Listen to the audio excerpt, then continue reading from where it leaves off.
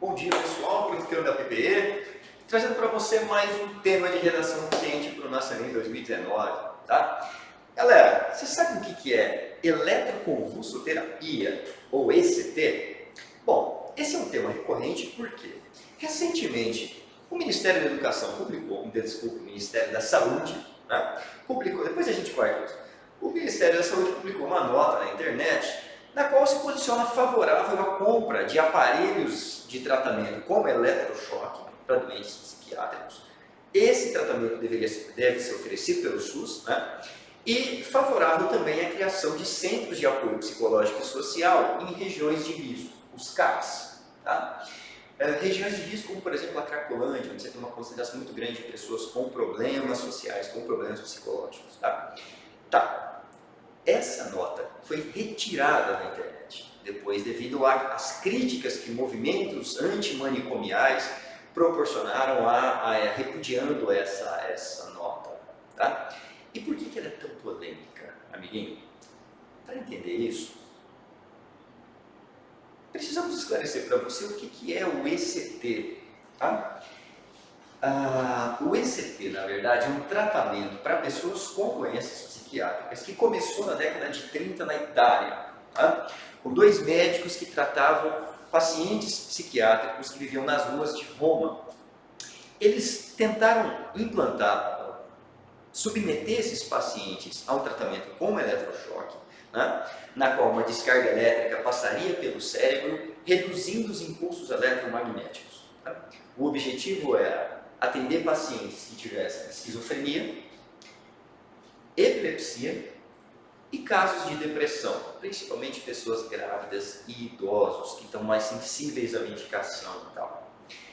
Esse tipo de tratamento, aos poucos, se generalizou no século XX para tratamentos psiquiátricos, tá? E devido à sua imediata resolução do problema, tá? Ele foi adotado em hospitais psiquiátricos, em manicômios e tal, e acabou também sendo utilizado por um método de tortura. Tá?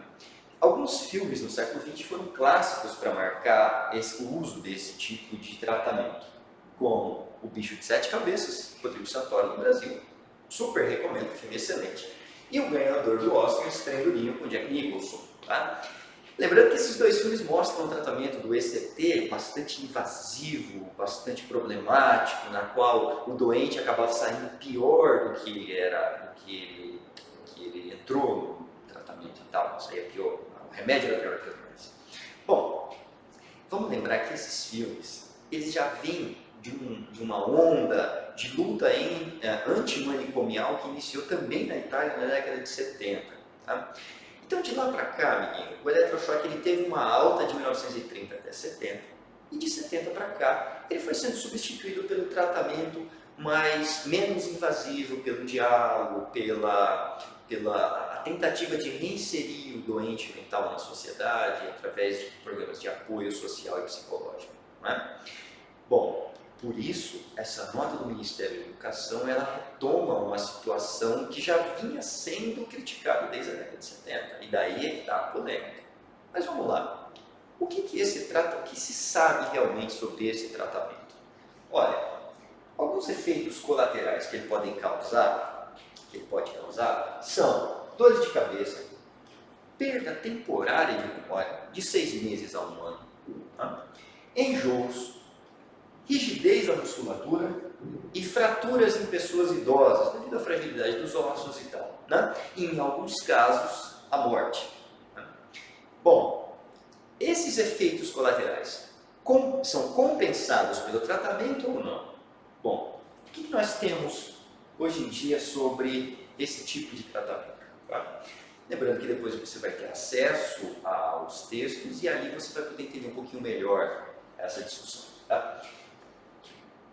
Os contras ao tratamento de eletrochoque são denunciados pelo movimento antimanicomial, que no Brasil tem início na década de 90 e se estabelece definitivamente em 2001 com a reforma do sistema de saúde, tá? Sistema de saúde psiquiátrico. O movimento antimanicomial defende que ainda existem poucas pesquisas sobre os efeitos colaterais a longo prazo desse tratamento. O tratamento com eletrochoque pode resgatar os riscos dos internamentos, dos manicômios, os antigos manicômios que vêm desaparecendo no Brasil. Tá? Ela descumpre a Lei Paulo Delgado de 2001, uma lei que garante a integridade física e psicológica do doente mental, tá? Portanto, contra métodos invasivos. Que a legalização desse tipo de tratamento pode levar também a métodos de tortura, e que o Brasil não tem condições econômicas e estruturais para implantar um tratamento como esse, já que o aparelho é muito caro e o SUS não teria como bancar esse tipo de tratamento. Tá? Já os defensores do ECT acreditam que essa época, da década de 30 até a década de 70, na qual o eletrochoque era utilizado como método de tortura ou ainda que provocava a piora na situação do paciente, esse tempo ficou para trás. Hoje em dia o tratamento é indolor, porque ele é feito com anestesia, o risco de morte foi reduzido ao mínimo, tá? E os efeitos positivos têm superado os efeitos negativos. Tá? Lembrando daqueles casos de grávidas, pessoas com esquizofrenia e epilepsia. É positivo porque reduz o uso de medicamentos, tá? Já que alguns medicamentos demoram de 15 a 20 dias para ter algum efeito positivo no doente psiquiátrico, e uma situação em que o suicídio é uma situação muito próxima da realidade do sujeito, o tratamento com ECT ele tende a ser mais imediato, mais eficiente a curto prazo. Tá? É defendido apenas em casos extremos em que o paciente ele deve consentir com o tratamento, tá? E que se o SUS adotar esse tipo de prática, ele pode atingir as populações mais carentes. Né? Lembrando que no Brasil o ECT ele é oferecido pela rede privada, porém a um custo altíssimo. Tá? Com o SUS adotando essa prática, você pode ter uma generalização e o acesso maior. Fica a seu critério decidir qual dos dois é mais fácil de defender. Tá? Para fechar o nosso assunto, coleguinha, aquela base filosófica que você pode usar na sua redação, trouxe aqui, e você tem acesso a textos de apoio, o filósofo Erasmo de Roterdã, clássico da Renascença, e o seu livro Elogio da Loucura, na qual você pode usar no sentido de questionar quem deve ou quem não deve ser submetido ao tratamento com o ECT, porque loucura é um conceito muito relativo, histórico, ele pode variar de tempos em tempos.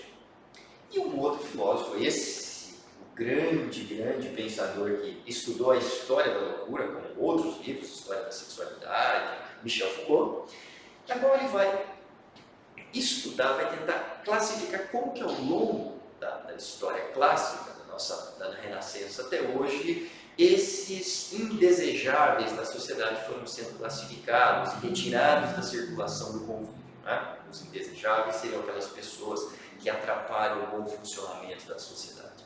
Tá? Tudo isso você vai ter no seu material de apoio, coleguinha. Muito obrigado pela sua atenção e até a próxima.